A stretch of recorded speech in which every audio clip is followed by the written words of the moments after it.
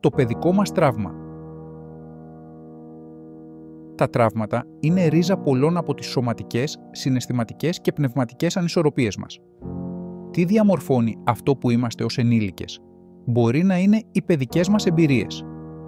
Πρόκειται για την εξέταση της περίπλοκης αλληλεπίδρασης μεταξύ των εμπειριών της παιδικής ηλικίας που διαμορφώνονται από τα στυλ γονικής φροντίδας και των συνακόλουθων συμπεριφορών και αντιλήψεων των ενηλίκων. Ποιο είσαι εσύ? Μπορείτε να αναγνωρίσετε ή να εντοπίσετε σημάδια σε εσάς ή τους γονείς σας ή να έχετε μεταδώσει κάποια χαρακτηριστικά στους απογόνους σας. Πώς μας ανάθρεψαν οι γονείς ή όχι είναι συνήθως ένα μικρό βήμα ή άλμα για να προσδιορίσει κάποιος ποιος έπρεπε να γίνει, σε ποιο συγκεκριμένο μοτίβο κλείνουμε για να επιβιώσουμε γνωρίζοντας ότι αυτό μπορεί να μας βοηθήσει να καταλάβουμε ποιοι έπρεπε να γίνουμε σε σχέση με το ποιοι αυθεντικά είμαστε. Μας δείχνει πού υπάρχει μη ευελιξία λόγω φόβου ή πληγής. Μας δείχνει πού υπάρχει ανοριμότητα λόγω έλλειψης ευκαιριών για μάθηση και ανάπτυξη. Μπορείς να προσδιορίσεις ποιο στυλ ανατροφής σε διαμόρφωσε ή είσαι. Συνηθίζουμε να βλέπουμε χαρακτηριστικά και σημάδια και σε άλλους τύπους, οπότε μείνετε και παρακολουθήστε μέχρι το τέλος. Ο πρώτος τύπος γονέα είναι ο ναρκισσιστικός και το τραύμα της εγκατάλειψης. Ήταν τα συναισθήματα ταμπού στο σπίτι σας. Ο γονέας ή το άτομο συνήθως παραμελούνταν ή εγκαταλείπονταν ή αντέγραφαν την ναρκισσιστική συμπεριφορά ως τρόπο άμυνας επιβίωσης απέναντι στην ντροπή ή στην ενοχή. Οι ναρκισσιστές γονείς είναι υπερβολικά επικριτικοί, ελεκτικοί και συναισθηματικά χειριστικοί, δίνοντας συχνά προτεραιότητα στις ανάγκες τους έναντι της ευημερίας των παιδιών τους. Φοβούνται ότι θα χάσουν τον έλεγχο και μπορεί να καταφύγουν στην ντροπή ή τον εξευτελισμό των παιδιών τους για να διατηρήσουν την κυριαρχία τους. Περνώντας σε εσένα. Αν μεγάλωσες με αυτόν τον γονέα, χειραγωγήθηκες συναισθηματικά, άλλαζαν τα δεδομένα ή την αντίληψη για να είναι προς όφελός τους και όχι δικό σου, όλα ήταν για την ικανοποίηση του γονέα. Που σημαίνει ότι η πληγή σας έγκυται στην εγκατάλειψη του εαυτού σας επειδή υπήρξε συναισθηματική παραμέληση, χειραγώγηση και αυτό που μάθατε είναι ότι είναι ασφαλέστερο να δίνετε προτεραιότητα και να παρακολουθείτε πάντα συναισθηματικά τους άλλους ανθρώπους σε αντίθεση με τον εαυτό σας, νιώθοντας ότι δεν είστε σημαντικοί όπως οι άλλοι άνθρωποι. Θα μπορούσατε να δυσκολευτείτε να θέσετε όρια ή να εκτιμήσετε τα δικά σας συναισθήματα και ανάγκες. Μετάβαση στους απογόνους. Υπάρχει ο κίνδυνος να διαιωνίσετε τη συναισθηματική χειραγώγηση ή να δώσετε προτεραιότητα στις ανάγκες σας έναντι εκείνων των παιδιών σας, διδάσκοντάς τους να κάνουν το ίδιο.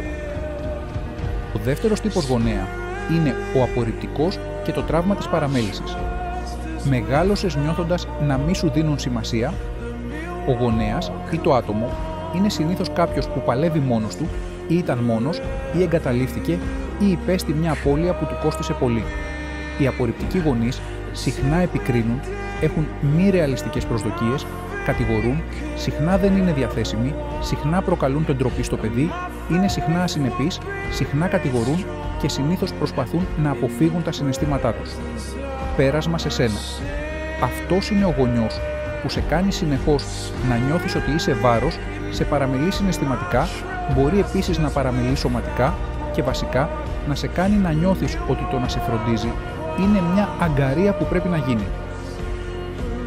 Που σημαίνει ότι η πληγή σας πιθανώς έγκυται στο ότι δεν μπορείτε να αναγνωρίσετε και να επικυρώσετε αυτό που αισθάνεστε. Έχετε την τάση να παραμελείτε τον εαυτό σας επειδή δεν συνειδητοποιείτε ποτέ ότι αυτό που νιώθετε και αυτό που χρειάζεστε έχει σημασία και έτσι τείνετε να απορρίπτετε τον εαυτό σας με τη σειρά σας. Μετάβαση στους απογόνους. Μπορεί να απορρίψετε ή να ελαχιστοποιήσετε ακούσια τις συναισθηματικές εκφράσεις των παιδιών σας, διδάσκοντάς τους ότι τα συναισθήματά τους δεν έχουν σημασία και μπορεί να αισθάνονται ότι δεν τα αγαπούν και δεν είναι αποδεκτά. Ο τρίτος τύπος γονέα είναι ο εκρηκτικός και το τραύμα της ενοχής. Μεγάλωσες αβέβαιος για το πώς μπορεί να αντιδράσει κάποιος. Βρίσκεστε να καταπιέζετε τα συναισθήματά σας για να αποφύγετε τις συγκρούσεις. Ο γονιός ή το άτομο. Συνήθως βρέθηκε αρχικά υπό ναρκισσιστική επιρροή ή κακοποίηση στο παρελθόν. Δυσκολευτήκατε να εκφράσετε τα αληθινά σας συναισθήματα εξαιτίας του φόβου μη προκαλέσετε το θυμό κάποιου άλλου. Εκρηκτικοί γονείς, ο θυμός τους είναι έντονος, συχνά ξαφνικές εκρήξεις που μπορεί να οδηγήσουν σε επιθετικά ξεσπάσματα ή καταστροφική συμπεριφορά. Στους γονείς, αυτός ο τύπος θυμού μπορεί να εμφανιστεί λόγω πολλών παραγόντων. Θα μπορούσε να προέρχεται από άγχος, απογοήτευση, εξάντληση ή ακόμα και προσωπικές εμπειρίες που δεν σχετίζονται με την ανατροφή των παιδιών. Περνώντας σε εσάς, αυτός είναι ο γονιός που δεν μπορεί να ρυθμίσει τα συναισθήματά του. Πραγματικά δεν ξέρεις τι είδους χάος ή ξεσπάσματα πρόκειται να αναδείξουν ανα πάσα στιγμή. Επομένως, παρακολουθείτε πάντα πώς εμφανίζεστε και βεβαιώνεστε ότι είναι εντάξει. Που σημαίνει ότι το τραύμα σας είναι πιθανώς που δυσκολεύεστε να εκφραστείτε ή να υπερασπιστείτε τον εαυτό σας επειδή ποτέ δεν ξέρετε πώς θα αντιδράσει κάποιος. Η συναισθηματική ρύθμιση θα μπορούσε να είναι προκλητική. Μετάβαση στους απογόνους. Υπάρχει η πιθανότητα να αντιδράσετε εκρηκτικά στο στρες ή σε συναισθηματικά ερεθίσματα, δημιουργώντας ένα ασταθές περιβάλλον για τα παιδιά σας, κάνοντας τα να είναι προσεκτικά ή να φοβούνται τη συναισθηματική έκφραση. Ο τέταρτος τύπος γονέα είναι η φροντίδα των γονιών σας και το τραύμα της προδοσίας σε συνδυασμό με την εγκατάλειψη. Ένιωθες σαν φύλακας στο σπίτι σου, ακόμα και σαν παιδί. Αισθάνεστε συχνά υπεύθυνοι για τη διόρθωση των προβλημάτων των άλλων, ακόμη και σε βάρος της δικής σας υγείας. Ο γονέας ή το άτομο έχει βιώσει εγκατάλειψη και παραμέληση που μπορεί να συμβεί για οποιονδήποτε λόγο που θα μπορούσε να έχει πυροδοτήσει αυτή την απόκριση ή τη συμπεριφορά. Δυσκολευτήκατε ποτέ να ζητήσετε βοήθεια επειδή ήσουν πάντα αυτός που την παρήχες. Αυτός ο τύπος γονέα είναι όταν ένα παιδί αναλαμβάνει έναν ρόλο φροντίδας για τον γονέα του, συχνά λόγω της ασθένειας, της αναπηρίας ή της συναισθηματικής ανάγκης του γονέα ως υποστήριξη, συχνά παίρνοντας τον ώριμο ρόλο του γονέα, μετάβαση σε σένα. Έπρεπε λοιπόν να εμφανιστείς και να γίνεις γονιός επειδή δεν ήταν ικανοί συναισθηματικά, διανοητικά ή σωματικά να κάνουν αυτή τη δουλειά. Που σημαίνει ότι μάλλον τους φροντίζεις όλους. Είστε αυτοί που θέλετε να ευχαριστείτε διαρκώς τους άλλους, προσπαθώντας να κερδίσεις την αγάπη, αποδεικνύοντας και κάνοντας για άλλους ανθρώπους ώστε να φροντίσουν και για εσάς. Μπορεί να αναζητήσετε επιβεβαίωση και αποδοχή μέσω της φροντίδας ή της υπηρεσίας. Μετάβαση στους απογόνους. Μπορεί να περιμένετε από τα παιδιά σας να είναι υπερβολικά ανεξάρτητα ή να αναλάβουν ρόλους φροντίδας πολύ νωρίς, οδηγώντας τα ενδεχομένως να παραμελήσουν τις δικές τους ανάγκες. Αυτοί που έπρεπε να γίνουμε δεν είναι κακό. Υπάρχουν πολλά δώρα, ικανότητες, ποιότητες και εμπειρίες που μαζέψαμε όλα αυτά τα χρόνια. Ιδιότητες που μας κάνουν συμπονετικούς, με κατανόηση, ανθεκτικούς ή έξυπνους.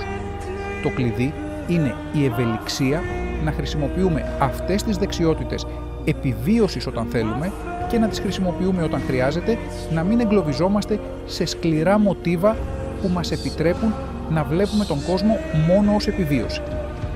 Η θεραπεία είναι σε θέση να πάρει όλα αυτά τα κομμάτια και να τα κατανοήσει με τρόπο που σας επιτρέπει να κινείστε στον κόσμο με μεγαλύτερη ευκολία, λιγότερη σύγχυση και καλύτερη προσαρμοστικότητα. Η κατανόηση των ριζών των συμπεριφορών μας μέσα από το πρίσμα των παιδικών τραυμάτων όχι μόνο καλλιεργεί την αυτοσυμπόνια, αλλά μας εξοπλίζει επίσης να καλλιεργούμε υγιέστερες σχέσεις με τον εαυτό μας και τους άλλους, συμπεριλαμβανομένων των παιδιών μας.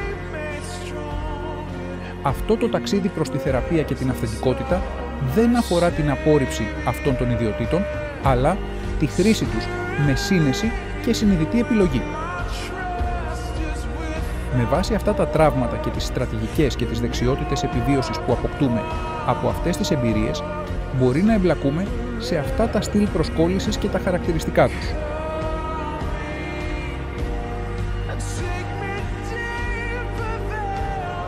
Σπάζοντας τον κύκλο.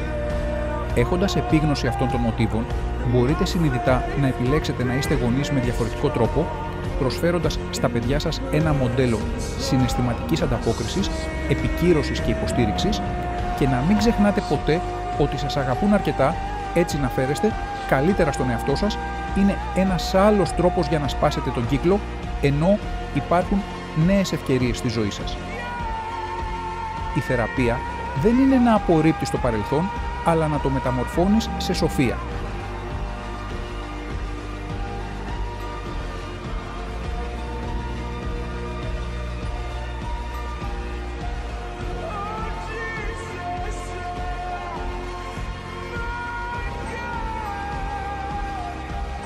Ήτανε μία ματιά στα παιδικά τραύματα και πώς διαμορφώνουν τη ζωή και τις συμπεριφορές μας.